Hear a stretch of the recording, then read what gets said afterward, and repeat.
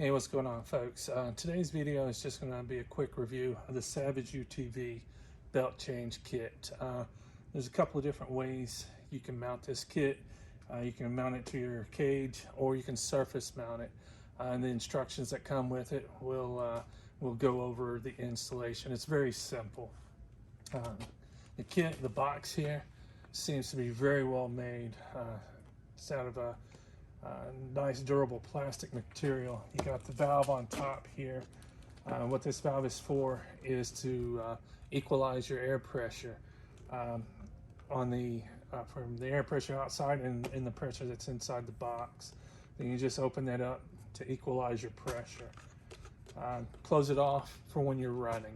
This box is waterproof, so you'll want to definitely keep that closed as you're running.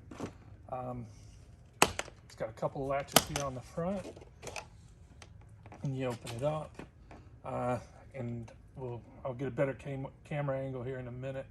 But on top is where you store your belt here, and it's got this is removable, for parts holder. So let me take the camera off the mount, and we'll take a look at what the kit comes with. Okay, so the kit comes with an assortment of boxo tools. You've got your 8, 10, and 13 millimeter sockets.